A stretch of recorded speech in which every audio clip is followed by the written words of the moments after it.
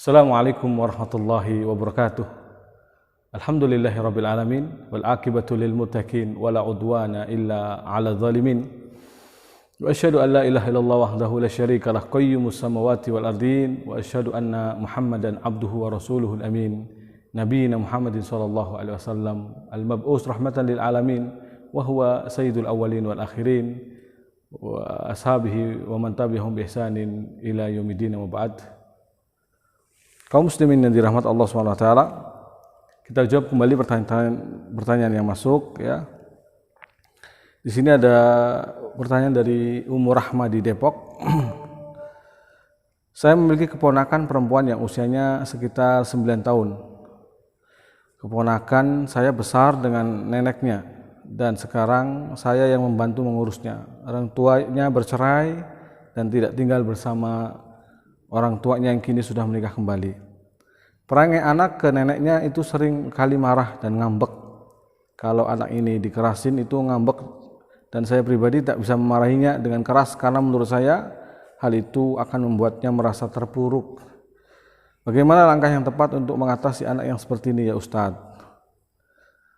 Di sini ibu juga menyebutkan langkah yang pernah dikerjakan. Saya selama ini melakukan metode pendekatan dan memintanya dengan lembut, terkadang sedikit tegas. Saya khawatir salah jika mendidiknya dengan keras mengingat latar belakang keponakan yang sedikit berbeda dari anak yang lain. Apakah metode saya sudah tepat jika sedikit memanjakannya dengan tidak memarahinya jika ia salah? Alhamdulillah wassalatu wassalamu ala rasulillah wa ba'd. Wallahu ta'ala wa alam bisawab ya. Terkait apa yang dikeluhkan oleh Ibu Rahma di Depok ini.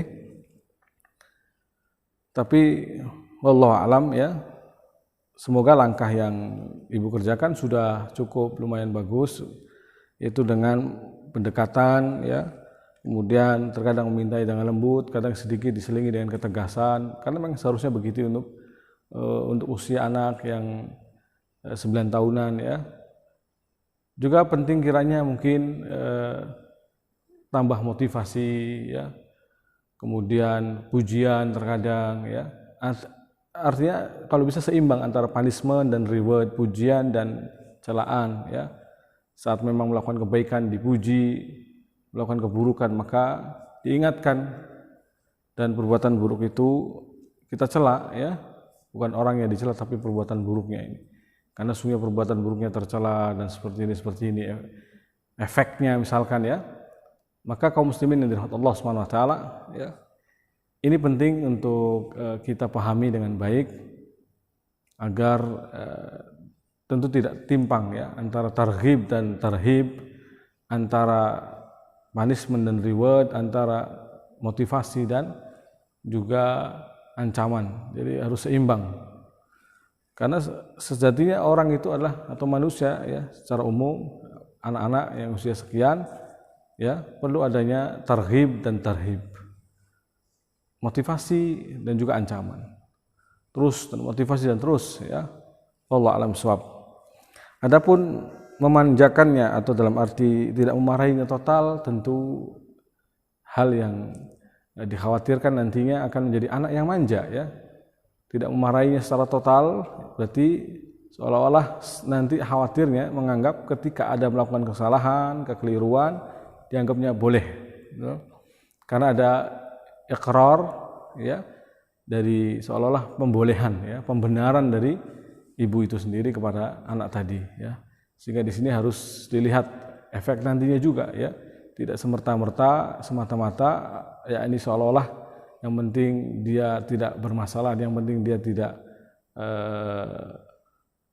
melawan dan seterusnya. Yang penting dia bisa tenang, dia nggak ngambek lagi. Nggak cukup di sini ya. Tapi kita harus melihat efek dari apa yang kita lakukan, ya, dari langkah-langkah yang kita kerjakan.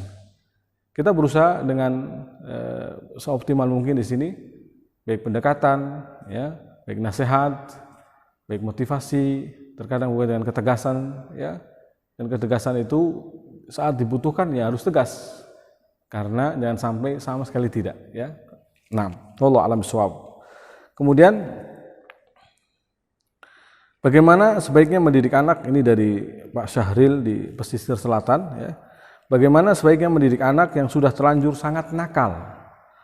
Apakah dengan menghardiknya terus-terusan dapat mengubahnya? Kembali ya, persoalan seperti ini ya, anak yang sudah kadung nakal dan seterusnya ya, maka untuk merubahnya bukan hanya dari sentuhan kebaikan, sentuhan, banyak sentuhan di sini harusnya ya, dinasihati dan dinasihati. Dan yang sudah kadung keras, nakal ya, sangat nakal dalam tanda kutip ya, mungkin nakal di sini artinya sudah sangat sulit diatur ya, kata-katanya kotor ya, bahkan mungkin bermainnya juga sudah seenaknya sendiri, tidak mau yang baik-baik ya, temannya pun yang buruk-buruk, yang sulit diatur pula. Nah, jika kondisi seperti ini, maka langkahnya pertama dari kita ya, dengan sering mendekati anak ini, karena dia sebenarnya butuh perhatian. Anak itu kadang kenapa nakal, butuh perhatian. Bahkan tidak usah jauh-jauh, nggak usah anak kecil, yang dewasa saja. Kenapa kadang nakal, preman itu kenapa kadang suka melakukan aksi-aksi yang anarkis dan seterusnya, kadang butuh perhatian, butuh yakni banyak dukungan, sokongan ya, makanya dia nakal kadang. Buktinya banyak preman ketika sudah menikah dia jadi baik. Kenapa? Karena sudah mengerti tentang tanggung jawab, sudah mengerti tentang dan di situ ada pujian, di situ ada yang memperhatikan hidupnya ya. Jadi di sini sebenarnya anak-anak seperti ini butuh ekstra lagi yang namanya perhatian atau kasih sayang. Dan kasih sayang yang hilang misalkan kalau anak yatim ya, berarti dari ayahnya, sosok ayah yang hilang. Kalau bapaknya yang ada tapi ibunya meninggal, maka mungkin sosok ibu. Nah, begitu ya. Jadi kadang bisa dicari masalahnya. Maka kita di sini lebih dekat lagi pada anak-anak yang seperti ini, lebih terus mendekat lagi pada anak yang seperti ini. Jangan malah menjauhi, malah mengejudge-nya seolah-olah sudah nakal tidak mungkin bisa berubah. Tidak ya. Tidak ada yang tidak mungkin untuk berubah. Semuanya sangat mungkin untuk berubah. Sebagai pendidik tidak boleh seolah-olah menutup, memblok yang seperti ini tidak mungkin bisa berubah. Paten pasti tidak mungkin ya. Ini tidak boleh ya. Karena kita hanya berikhtiar dan berikhtiar. Adapun hidayah di tangan Allah Subhanahu wa taala. Kita hanya memberikan hidayah, irsyad wal bayan, taujih, nasihat, mau'idhah hasanah, targhib, wa tarhib. Begitu aja. Adapun di tangan Allah perubahan itu. Makanya kita berdoa kepada Allah dengan berharap anak-anak yang seperti ini bisa berubah menjadi baik. Mungkin butuh banyak lagi doa-doa dari orang-orang sekitarnya. Kemudian yang kedua, diputus teman-teman buruknya. Diputus bergaulan dengan teman-teman buruknya, dibatasi total ya. Dijauhkan sejauh-jauhnya. Carikan komunitas yang baik, teman-teman yang baik ya. Jika pergaulannya lah yang menyebabkan itu semua ya. Kemudian waktu bermainnya atau waktu dia perginya dari rumahnya. Jika keluar rumahnya yang menjadikan dia semakin nakal, maka dikurangi dari keluar rumahnya. Untuk di dalam rumah lebih banyak ya. Kemudian diberikan kegiatan-kegiatan yang baik ya. Kondisinya dikondisikan dengan kondisi yang baik. Ini semua akan membantu insyaallah untuk menterapi anak-anak yang nakal seperti ini. Makanya ada banyak kan anak-anak yang ketika tadinya nakal kemudian masuk pesantren jadi baik. Kenapa? Karena pertama lingkungan mendukung, kemudian semua di situ tidak ada yang rusak, artinya tidak ada yang nakal. Nakal ya di dalam arti jahil, iseng mungkin ada, tetapi dalam arti nakal sampai berbuat dosa ya, kejahatan, maka tentu hampir-hampir tidak ada, sangat jarang sekali kalau di sebuah lembaga pesantren atau lembaga pendidikan Islami. Nah, mungkin dicarikan seperti itu ya solusinya. Nah, anak yang masuk seperti ini kenapa bisa berubah? Itulah ya, karena mengikuti sistem, mengikuti lingkungan dan seterusnya. Tidak ada lagi ruang waktu untuk dia berbuat yang aneh-aneh, yang sulit diatur, yang susah diatur ya. Berbuat hal-hal yang melanggar syar'i. Kemudian sembari kita berikan pemahaman agama yang benar. Pertama akidahnya dulu, karena bagaimana dia akan bisa menerima ini yang diharamkan, ini yang dilarang. Sementara dia tidak paham akidah. Sementara dia tidak mengerti kewajiban ibadah kepada Allah Subhanahu wa taala. Tanamkan tauhid ya. kenalkan tentang Allah Subhanahu wa taala, kenalkan akan takut kepada Allah. Ya, siapa Allah, ya. Melalui makhluknya, mengenalkan akan kekuasaan Allah. Jika makhluknya saja demikian, bagaimana yang menciptakan? Terus begitu. Ya. Jadi tauhidnya perlu ditanamkan. Makanya para sahabat, kenapa mereka bisa meninggalkan yang haram? Ya, serta merta totalitas. Kenapa? Karena mereka sudah akidah yang kuat, kokoh. Riba ditinggalkan, khamr ditinggalkan, padahal itu adalah dulu kebiasaan mereka. Kebiasaan yang buruk bisa ditinggalkan karena ditanamkan akidah yang kuat oleh Rasulullah Shallallahu Alaihi Wasallam. Maka kita tidak boleh bosan dalam mengingatkan bab akidah bagi anak-anak kita, bagi peserta didik kita, bagi yang mungkin tadi disebut anak yang nakal, ya jangan pernah bosan. Lalu doakan dan doakan. Wallahu taala alam shawab. Ini yang kiat-kiat yang mungkin bisa diambil pelajaran atau diambil dipetik untuk dilakukan ya langkah-langkah ini dan langkah-langkah yang lainnya wallahu a'lam shawab. Kemudian dari Hidayat Al-Fatih di Muna, ya, bagaimana cara menghadapi anak yang kurang percaya diri. Ini bisa dibaca di tulisan kami ya agar menghindari atau menghadapi anak yang kurang percaya diri. Caranya bagaimana ya? Sudah disebutkan, insyaallah silakan merujuk kembali. Wallahu a'lam shawab. Kemudian dari Pak Agus Dwi Saputro, Kota Tangerang, bagaimana kiat-kiat atau trik jitu kita sebagai orang tua dalam mendidik anak dari kecil agar kelak dapat menjadi hafidz Quran. Masya Allah, masya Allah, masya Allah. Ya, ini bisa dilihat dari pengalaman orang-orang yang bisa sukses ya dalam mendidik anaknya.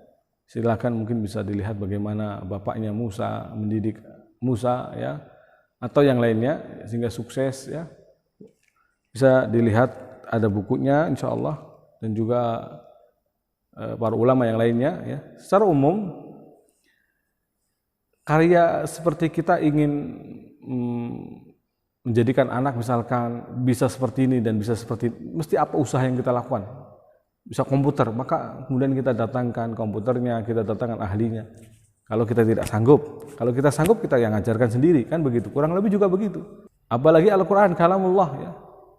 Allah telah memudahkan untuk mengingatnya, untuk menghafalnya. Walaqad yassarna hadzal Qur'ana lidzikri fahal min muddakir. Sungguh telah kami mudahkan Al-Quran untuk diingat, maka maukah ada yang mengingat? Tinggal ada enggak yang mau mengingat, ya. Jadi ini yang perlu dilihat, yang perlu diajarkan kepadanya, dipahamkan ya.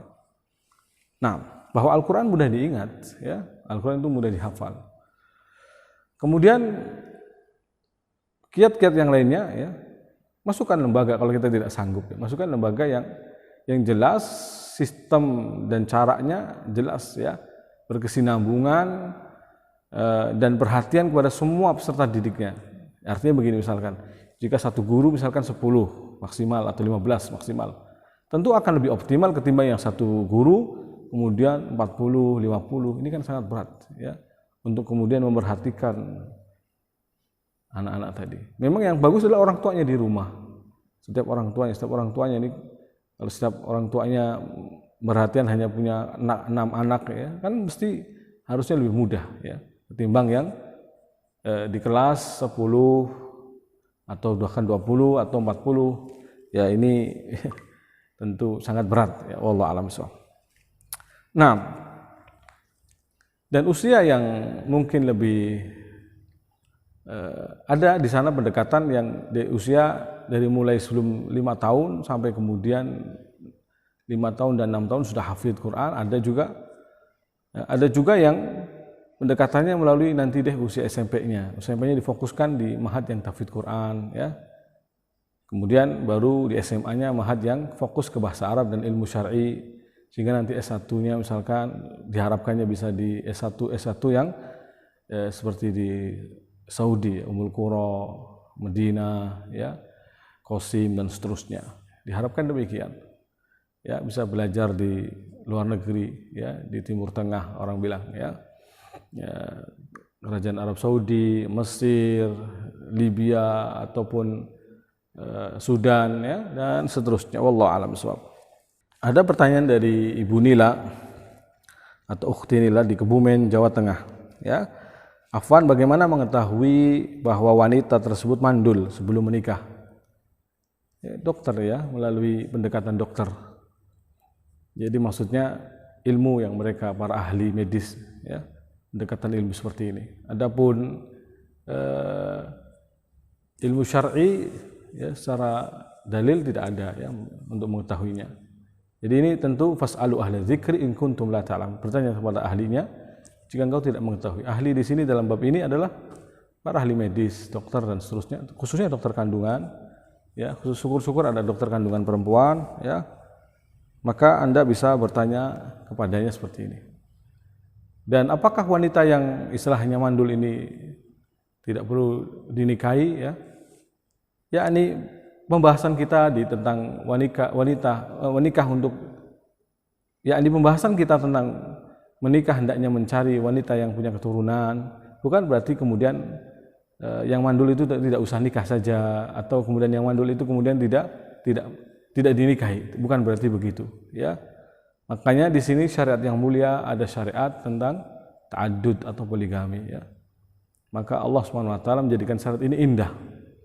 Sehingga kalaupun ada istri misalkan pertama mandul, dia bisa dengan istri yang kedua ya, dan bisa berbahagia sehingga karena yang tidak punya anak bisa berbahagia dengan dari madunya, anak madunya dan seterusnya.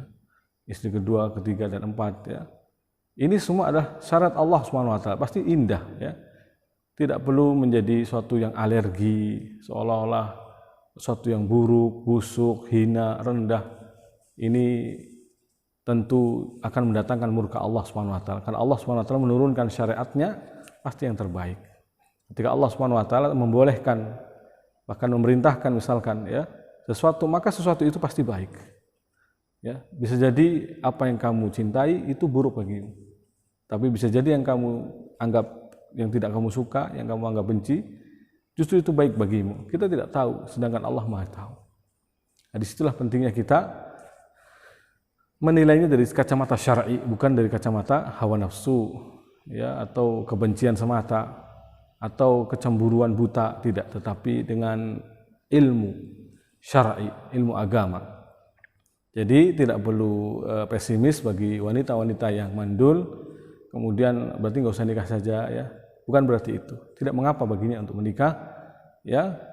Adapun kalau laki-laki yang dalam arti lemah syahwat ya, bukan hanya mandul tapi lemah syahwat, maka memang ini aib yang bagi wanita boleh untuk memilihnya. Kalau misalkan dapat pasangan seperti ini, untuk dia melanjutkan pernikahannya dengan rela dan ridha, ataukah dia memilih untuk bercerai ya. Dan ini pembahasannya ada dalam bab pernikahan ya. Karena tentu syariat ini tahu melihat maslahat ya. Mana yang maslahatnya lebih besar ya. Karena jika menjadikan justru pasangan itu malah menjadikan nantinya berzina, jatuh pada yang haram misalkan, tentu bercerai lebih utama, sehingga yang normal, maksudnya yang tidak lemah syahwat, bisa menikah dengan yang normal pula. Adapun kalau misalkan yang lemah syahwat tadi bisa berusaha diobati dan ada yakni gambaran nantinya akan sembuh, wanitanya atau istrinya pun sabar ya untuk menantinya kesembuhan tersebut, maka bagi wanita tersebut pahala insyaallah. Bagi istrinya adalah pahala kesabarannya dalam menunggu kesembuhan dari suaminya. Maka senantiasalah bersyukur dan bersabar atas apa yang Allah berikan kepada kita. Kaum muslimin yang dirahmati Allah Subhanahu wa taala, inilah beberapa pertanyaan yang bisa kami jawab. Kurang lebihnya ya, mohon maaf karena keterbatasan waktu, juga kesempatan untuk kita menjawab pertanyaan-pertanyaan yang ada, maka kita cukupkan sampai di sini. Wallahu taala wa a'lam bis-shawab. Wa hadza ma aqulu lakum wa sallallahu ala nabiyyina Muhammadin wa alihi wa sahbihi ajma'in. Subhanakallahumma bihamdika asyhadu an la ilaha illa anta astaghfiruka wa atubu ilaik. Wassalamu alaikum warahmatullahi wabarakatuh.